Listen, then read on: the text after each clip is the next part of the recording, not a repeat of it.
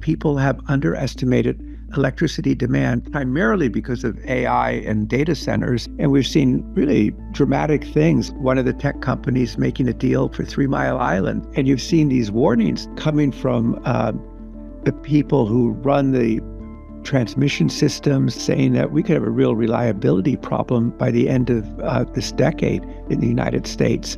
I've talked to some of the big tech companies and the people with big plans, and they're really kind of racing around figuring out where we're going to get our electricity supply. We're going to see that more of it's going to come from natural gas, and the supply system for providing natural gas turbines is maxed out. I mean, you're going to have to wait years to get supply. I'm Jim Haskell, editor of the Bridgewater Daily Observations. When investors look at the macro shifts happening around the world today, from the rise of AI and the energy demand it creates, to modern mercantilism and the reshaping of supply chains, to President Trump's recent series of pro-energy executive actions, it's just notable that many of those shifts will directly impact energy markets. And so with that in mind, in today's Daily Observations podcast, we're sharing a conversation that senior portfolio strategist Atul Lele recently had with Daniel Yergin, one of the world's leading energy experts. By way of background, Dan is vice chair at S&P Global. He's the author of several books, including The Prize, The Epic Quest for Oil, Money, and Power, which won a Pulitzer Prize, and The New Map, Energy, Climate, and the Clash of Nations. Dan has been a regular on our podcast over the last few years. In the following discussion, Dan and Atul talk about how the energy landscape has changed over the past few years. They scan across countries, touching on both supply and demand dynamics and the implications for investors. Let's get right into the discussion with Daniel Yergin. Hi, Dan. Thanks again for joining us on this podcast. We thought there'd be no one better to speak with to understand the changing landscape of supply and demand in the energy market, and really importantly, the impact we're going to see on energy prices and the structure of markets more broadly. To create an arc for the conversation, we thought we'd first walk through the big supply and demand dynamics at play, and then secondly, move on to the implications. So, firstly on supply and demand, let's start with supply and go by region. It's been 3 years since the publication of the revised edition of your book, The New Map. And over that time, the US energy landscape has shifted very significantly. We're now at the point where the US exports, in terms of LNG, half as much energy as it does semiconductors, and it's now really a global supplier of energy. And of course, now you have President Trump coming in with a series of executive orders which look aimed at bolstering natural gas supply even further. So what are your reflections over the past 3 years, looking at how the US and the global energy landscape have changed, especially as it pertains to LNG and the US now as a net supplier? Well, if we take LNG, it's been quite extraordinary. The U.S. was not exporting any liquefied natural gas until early 2016. Today, it's the largest exporter of LNG. So that itself is a major development. It's transformed really the global market for gas. I think the second thing that's happened, of course, in the new map, I kind of saw that there was going to be a struggle between Ukraine and Russia, but never expected to see a war that would be going on now as long as it has. And that's changed the global oil market. In fact, what it's done is mean that it's no longer a global oil market. Before the invasion, the U.S. was importing 600,000 barrels a day of Russian oil. It was a global market. Barrels went to, for the most part, where it meant economic sense. Now we have a partitioned global oil market. So I think that's a change. I think a third change that I see is that the oil market had really counted for decades on Chinese economic growth, half of total growth in oil demand. That's not happening anymore. China's growth in demand is much more muted than it was. So I would say I would put that down as a major change. And then I think, actually AI, because of what it does to electricity demand. Suddenly in the United States, people are talking not about security of supply in terms of oil and gas, they're talking about it in terms of electricity. One thing that's always fascinating about the energy world is it never stands still. That was a great scan across the world. So can we just dig into a few of those countries? Let's start with the US and some of the changes that we're seeing under President Trump. Now that he's in the White House again, a lot of investors, including ourselves, are paying close attention to what the pivot in US energy policy means for energy markets on the supply side. On his first day in office, President Trump announced 4 executive orders, declaring a national energy emergency, an executive order for unleashing American energy, an executive order for offshore wind, and an executive order on unleashing Alaska's natural resource potential. Now, a lot's been made of these, certainly from the administration, But do you see those orders as actually having a meaningful impact on US energy supply? Yes, I do. I mean, but they won't unfold immediately. They'll take time to do that. But if we take his energy emergency, it's really about two things. One, it's about solving this problem of permitting, of getting things done, which just goes on and on. It's estimated, we did a study, the average length of time to bring a new mine on in the United States is 29 years. And the other thing is specifically addressing data center, the growth in electricity demand, and natural gas, and facilitating the development of those supplies to make sure there's electricity to support what sure looks like an AI boom.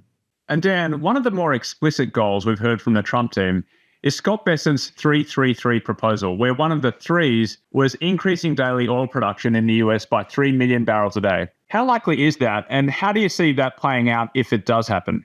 I think it depends what kind of barrels you're doing. If you're talking about barrels of crude oil, that's going to be very tough, although there is a sense that the U.S. can still grow some. But if you say it's barrels of oil equivalent and you put in natural gas liquids and you put in natural gas, then I think it's something that can certainly be done over the next couple of years, particularly if you can unlock some of the permitting issues that we talked about and infrastructure and put in some pipelines to move natural gas from areas you can't now, then I think if you talk about barrels of oil equivalent, it's doable. And on the easing of regulations, we've written before in our daily observations that actually the binding constraint for US energy production seems to have been more from the capital discipline from producers as opposed to regulation. Do you see it the same way? If you talk to the companies, you'll find that they feel that there's been, particularly in this last 4 years, a real increase in regulatory burdens, ability to get things approved and done. But at the same time, the energy companies are economic animals, and they basically respond to market forces. And one market force is price, and the other is the imposition of capital discipline, which, contrary to what the FTC, the Federal Trade Commission, said in some of its recent decisions, did not come from overseas. It came from institutional investors, from the financial markets, who say, it's great to invest, it's great to grow, but we want returns. Staying focused on the supply side, but shifting now to Europe and the security of supply situation. Europe has managed to pivot away from its reliance on Russian energy. What do you see as the future here? Will the US play a bigger role? And would that be by virtue of Europe's needs or more of a consequence of the US energy policy shifting?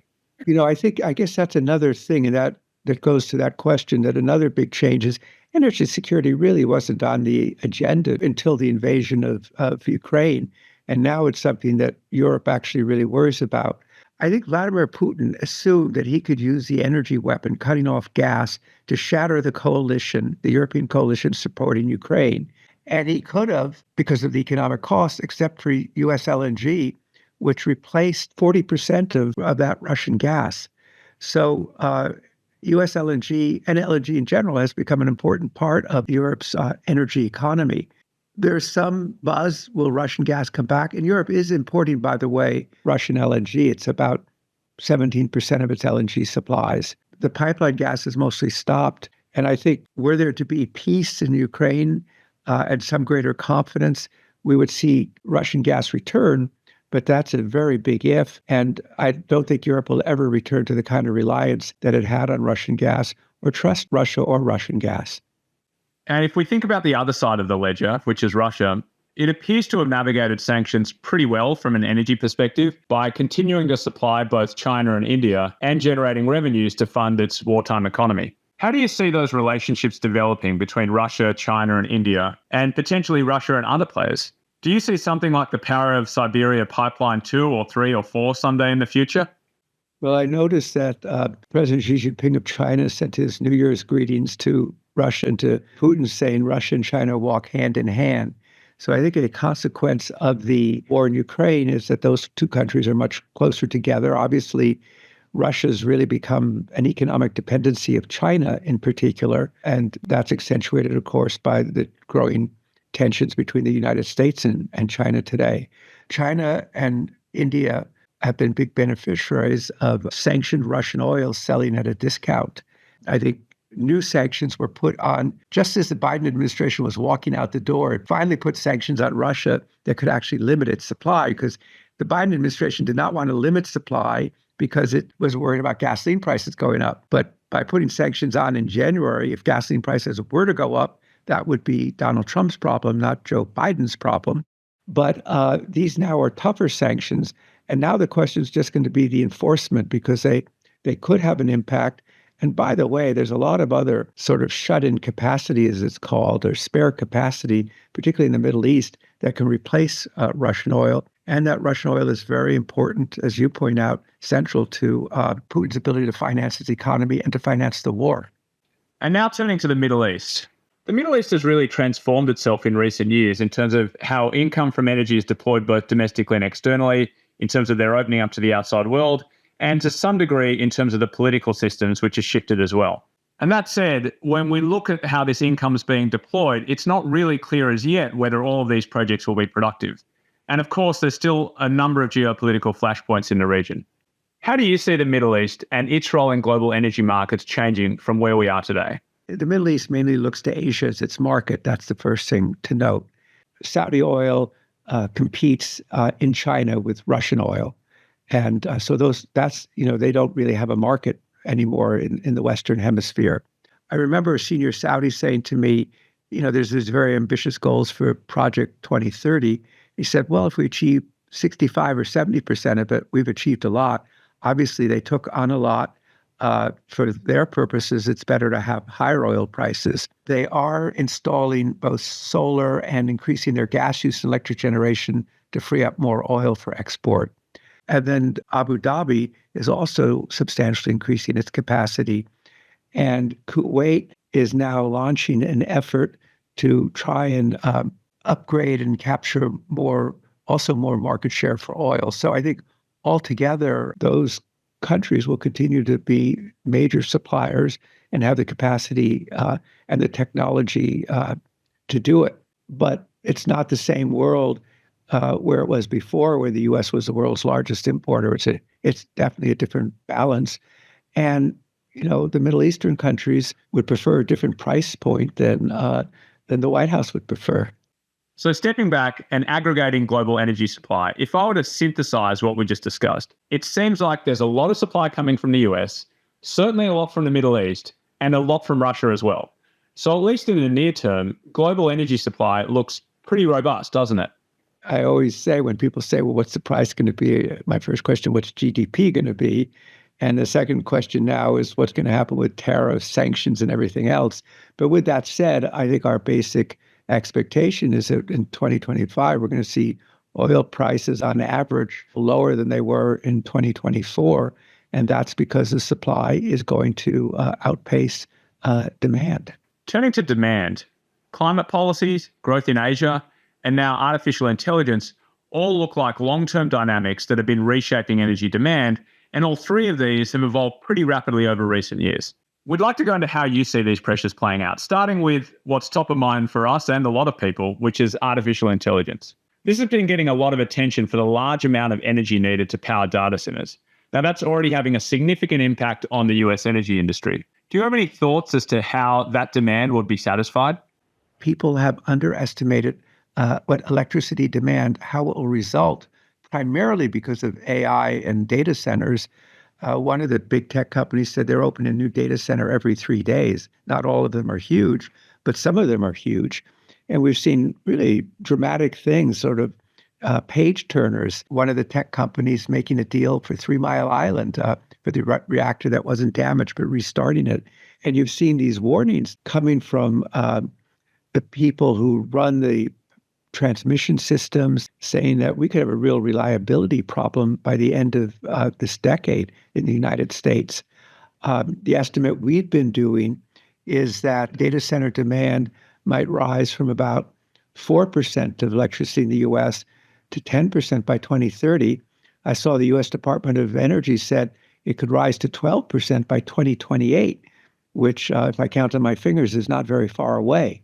I've talked to some of the big tech companies and the people with big plans, and they're really kind of racing around figuring out where we're going to get our electricity supply. They would have thought, oh, we'll get it from renewables. Well, actually, we're going to see that more of it's going to come from natural gas. And the supply system for providing natural gas turbines is maxed out.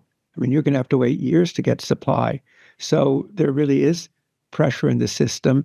I was talking recently to somebody from one of the organizations, and he was saying how they're going around the country trying to figure out where to get the best power deal. And is it going to be, I mean, they'd like to do renewables, but maybe it will be natural gas generation next to a data center, putting data centers next to natural gas fields. And then you've seen, which wasn't on the agenda 3 or 4 years ago, the serious interest in nuclear power. The last estimates I saw is that $6 or $7 billion has gone from VC investment into fusion. Fusion used to be something that governments did, and it was not going to work for 50 years, and small nuclear reactors. So there is a focus on electricity in a way that there hasn't been for many years. So getting more specific on the sources of that demand, we've talked about how supply looks likely to outstrip demand in the short term, but it sounds like over the long term, you see energy demand accelerating, in part thanks to the energy-intensive AI boom. So how do you see that playing out? What are the most likely sources of supply for such an energy-intensive industry? Is it more LNG or nuclear or what? Well, I don't think it won't be LNG here. I think it would be conventional natural gas generation. And natural gas today provides about half of U.S. electricity. The Biden administration was determined to phase it out unless it had carbon capture, which was going to be very challenging. So this is a big reversal. I sat in a meeting with one of the tech companies, and their own teams were very divided as to where the sources would be, whether the mix would be renewables, conventional generation, revived nuclear, natural gas. Our own view and my own view is that natural gas is going to end up playing, particularly with this administration, a much more significant role than had been expected or would have been anticipated 2 years ago. And by the way, you have electricity demand coming from other things too, EVs, reshoring of manufacturing, electrification, and crypto mining. It's estimated today that crypto mining in Texas uses as much electricity as the city of Austin. And they expect the crypto mining demand to double in a few years. So there's suddenly this sort of flat, predictable business of electric power is now looking at a surge of demand. And utilities' fundamental goal is to provide reliable power. So there's going to be a lot of action there. Yeah, and the national security element here is really interesting with regards to AI. I mean, you mentioned crypto at the end there, but we never saw the same national security considerations behind crypto that we're now seeing with AI. And that seems to be driving a lot of political narrative behind the need for energy abundance today, because if AI is really going to be critical for national security, a lot of the usual barriers around increasing energy production, permitting or environmentalism, for example, seem to be less constraining politically. And finally, on the politics, it seems like many of the AI hyperscalers are making a point of generating their off-power grid because they don't want to be seen as pushing up energy prices for the rest of the market. So they're willing to do things like make 10-year commitments like we never saw with crypto, where there was just no way you would commit to a multi-decade commitment for such a volatile end product. Yeah, because in fact, you see the crypto miners can go in Texas go up and down depending upon the overall market. And the hyperscalers need 24 reliable energy.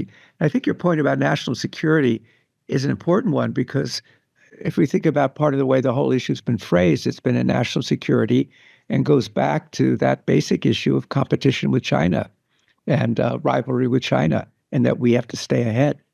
And now turning to demand from China and India. They've been two huge economies, and most of the delta in global energy demand, backward-looking, has come from them. How do you see their consumption patterns changing in terms of energy intensity and in terms of which sources of energy they use? And then finally, where that supply actually comes from?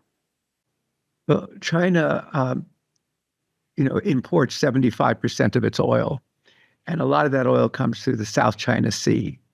And the Chinese know what happened during World War II when U.S. submarines, beginning about 1944, began to sink the tankers. And I remember one of the Japanese admirals said, our battleships will soon be scarecrows. So they are very keen to reduce their oil consumption or flatten it out. When I was in China, and our own analysis suggests that somewhere between about 2027 and 2030, their oil demand flattens out. Clearly, they're still adding coal plants, and they have a big commitment to renewables. President Xi Jinping has talked about China dominating the new industrial supply chains. China will continue to be a very substantial consumer of energy and of oil, but it won't have, when it comes to oil, it won't have the same kind of growth. They may be the biggest importer now of LNG rather than Japan, or certainly rivaling Japan. They want that to come from a variety of sources. Obviously, U.S. LNG is one way, and that goes back to the first Trump administration to help to shrink this awesome trade deficit that the U.S. has. But we saw that the Chinese just responded to the Trump tariffs by putting tariffs on both LNG and U.S. oil, two important markets to U.S. producers. India's oil demand is much less. Its energy demand is much less. It's very coal intensive in terms of its electric generation. India, if India grows at 7, 8, 9%, its demand will grow. I know I was on the energy think tank for the Indian government, and clearly the Western companies are very interested, and it's a very important market for the Middle East. It's not going to deliver, I don't think, the outside type of growth that you saw from China, but it will deliver substantial growth if it continues in energy demand, if it continues on its path. India, as you both know, needs reliable, predictable energy supplies and not ones that get interrupted. There is a big program in India for renewables, a very big program, but you have a lot of issues about access to land and so forth. But India also is adding new coal generating capacity and plans to spend about $60 billion to expand its natural gas system. So it's an important market for LNG as well. And just picking up on that thread about China tariffing US LNG and oil, we've seen a similar flashpoint between the Trump administration and Europe with regards to Europe's CBAM, or Carbon Border Adjustment Mechanism. It's increasingly looking like Europe's out of step with the world when it comes to climate policy, with both the developing world and now the US seem to be more squarely prioritizing growth over sustainability. And we're now hearing a lot of pessimism around European growth. Do you think Europe's priorities will have to similarly shift as the rubber meets the road? Do you expect things like CBAM to be fully implemented? Well, I observed the response from within the developing world to the CBAM, the CBAM, the Carbon Border Adjustment Mechanism. From the European point of view, it's protecting European industry, allegedly, and also promoting climate agenda. Developing countries, you hear, like from India, where they call it climate imperialism, that we have other things to worry about, like economic growth and poverty. And I think it really highlights one of the factors that I think is driving a redefinition, a rethinking of the energy transition. Look at the thinking about energy transition. A lot of that was shaped during COVID when demand was down and prices were down. And now we've had a couple of years of experience. And you know what? The world is different. There are a whole series of forces at work, one of which is this north-south divide, where developing countries are saying, we're not going to be dictated to by Northwest Europe and North America, because we have to deal with economic growth, we have to deal with poverty, we have to deal with health, and our priorities are different. So that's one of the reasons that we can go through the other reasons too, that, there's just a redefinition, and it's even been enunciated in Europe. There's another aspect, I could go through it. I mean, I think people underestimated the scale and difficulty of transforming what is today a $115 trillion economy in 25 years. It's a pretty big deal. And that it turns out it's not energy transition, it's energy addition, just like it's always been since 1709 when the energy transition began. Energy security wasn't on the agenda, it is now.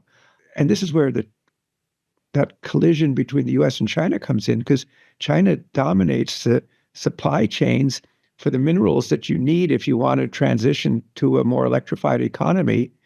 The costs are high. And then we already talked about electricity. Suddenly electricity demand, need for natural gas is greater. So you add all of those things together and being competitive. Oh, and by the way, there's one other thing too, that you do get a backlash. We're getting a backlash in the United States. We'll see how the AfD does in Germany. But one of their major planks of these right-wing populist parties in Germany is opposition to the climate agenda. So if you push it too aggressively, you get a backlash and there's a political cost to it. So there's not a good answer except to recognize energy transition is more difficult. What you expect and how to achieve it needs to be rethought, and it needs to be faced that it's different than, it seemed, when you didn't have to worry about supply or prices. And so now turning to the implications. If we think about the implications of these upheavals, something that's top of mind for us is that we've had entire industries built up around the idea of the green transition in the 2010s. And now, as you've mentioned, you've got President Trump and even some growing political movements in Europe taking a wrecking ball to that idea. And going beyond that, you even have entire countries like China, which really had ambitions of being a global renewable energy superpower with solar, batteries, EVs, and so on. So what happens to these industry level and country level ambitions if the world's now moving away from sustainability? To put a point on the question, is the energy transition dead? Well, I think it'll continue. I mean, renewables is a big business. EVs is a big business. Chinese EVs, they're prepared to flood the world with them at prices that are very competitive, which is why Joe Biden put a 100% tariff on Chinese EVs. Solar is cheap, although I think we're going to see, and I think it's one of the things we're going to hear at CERAWeek from some of the people who have done very large solar developments. There's the cheap cost of generation and a much bigger cost to integrate the renewables into your system. And I think that's something that needs to be looked at. So I think it will continue, but it won't continue with the same single-minded intensity that you had before. You're going to have a rebalancing, I think.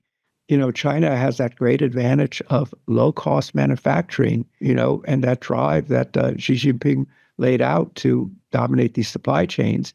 But I hear even in Southeast Asia, there's talk of tariffs against Chinese imports of some of these technologies.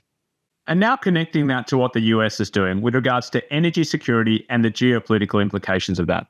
I'd really be interested in your view on what the downstream implications are of the US now having energy security in terms of their willingness to get involved in foreign conflicts, whether it be Iran or Venezuela or elsewhere. I think it's a major change. I mean, it's hard to remember now the anxiety that was expressed about the U.S. being dependent upon imports in the way it was when it was 60%. And the only question seemed how much higher was it going to go? And that was less than 2 decades ago, decade and a half ago. I think there's a greater degree of confidence, of flexibility. There's always a question of why is the U.S. concerned about the Gulf? I think those kind of questions there. It's funny where it comes in a different way is the Panama Canal, because we can't, U.S. LNG, the bulk of it, all of it really goes now through the Panama Canal to Asia. And Really? so you have different geopolitical considerations than you did before. And that hasn't been much in the discussion about why the interest in the Panama Canal suddenly. But I think it means that the U.S. is more resilient. I think it led, at least in the last administration, to taking energy security for granted. And if you're in an era where you care less about allies, that is compounded by the independence that you have. Of course, as we discovered with the putative Canadian tariffs, the once and future Canadian tariffs, the U.S. imports 4 million barrels a day of oil from Canada, where we benefit by importing inexpensive Canadian oil, which then enables us to export more valuable other oil to the world. And so we're still tied into the market in ways. And if there is a shock in the system, it will be transmitted to oil prices, whether oil is produced in the U.S. or the Middle East. But there's no question that it brings greater security, and it gives the U.S. a degree of influence it didn't have. But we go back to look what U.S. LNG did for Europe. It gives a whole new dimension to the posture of the United States. Now, I think President Trump is particularly interested in it for using it as a way to address what is front and center of his mind every day, which are trade deficits. But for me, the turning point was when the Iranian attacks on this huge Saudi facility called Abqaiq, which processes 6 million barrels of oil a day. And the price went up for a few days, and then it went down. If that had been back in the time when the U.S. was a major importer, it really would have gone up. But it said to me that, that the security premium is more transient because there is this confidence that comes from knowing those supplies are there. We don't think about energy security as much. We, in fact, take for granted as a country, or did take for granted, this incredible position the U.S. is in because of its supplies. Europe, which didn't think about energy security, now has to worry about energy security a lot. But we see, as oil's still geopolitical, obviously. Look at Russian oil and its significance. Look at gas. But it's also interesting that minerals, Atul, which is a subject you followed for a long time, which nobody much talked about in terms of geopolitics a few years ago, is front and center. I mean, the Chinese cut off 80% of the tungsten. They have 80% of tungsten supply, and suddenly that's a problem. Those supply chains now get much more scrutiny and concern. It's very hard to permit new projects that would provide some diversification. And just to tie up everything we've discussed and bring it down to prices, it'd be great if we could get a sense of what your price outlook is for energy, given all of the supply and demand factors we've discussed and all of the implications we've discussed as well. We've been seeing a lot more of this question from clients because President Trump has basically set a soft target at times, right? He's thrown out things like $40 a barrel and so on. Now, a lot of commentators say that President Trump can be sensitive to the stock market, so people are now wondering whether he shares a similar sensitivity to oil prices, given some of his statements. Dan, do you see him doing things like picking up the phone and trying to strong-arm oil-producing nations to up their production? Or can some of the other pressures you described still lead us to a situation where oil prices are uncomfortably high? It's interesting, the new map, I reconstructed what happened during COVID when prices collapsed. And Trump was, I like really low oil prices, but it became clear to him that it was going to devastate the U.S. oil industry. And, people forget now that his administration, Saudi Arabia and Russia, put a floor under oil prices and started the recovery that we now, that we've had ever since. But he is a low oil price guy. I think I've heard the other day he talked about $40 a barrel would be great because it would bankrupt Putin. But I think it seemed to be, when we were in Davos, as oil prices got to 79 to 80, suddenly he was talking, when he was on that Thursday there, he was talking oil prices too high. They've got to produce more oil. So I think, as you say, that is a pressure on it. And we have all the caveats on oil prices about GDP, unexpected events, sanctions, tariff wars, all these things we don't know. But if we look at supply and demand, I think we're using last year, Brent was 81. We're using maybe right now around $74 a barrel. It's thought 65 to 75. The U.S. oil industry continues to be able to, it has to replace supply because shale goes down very fast. But, maybe that's the range. If there are sanctions and disruptions, or we could see it move into the higher 70s. But in our own mind, we're sort of thinking sort of mid-70s, low mid-70s for the oil price for 2025 at this point, but always subject to change based upon events. So Dan, as we bring this conversation to a close, I really need to ask you, what is the next big dynamic to impact the energy market on a multi-year view? When you released your book, The Prize, it was so well timed around the events in the Middle East in the 2000s. And your subsequent book, The New Map, we were just coming out of the pandemic. And obviously that dynamic combined with everything else that happened in the 2010s reshaped the global energy market. So now what's the next big dynamic that will reshape energy markets over the next decade? My very first book was on the Soviet-American Cold War, actually. And I never expected to be writing about a potential another Cold War, which is a new map. We're in it now, but it's such a unstable period now, an uncertain period.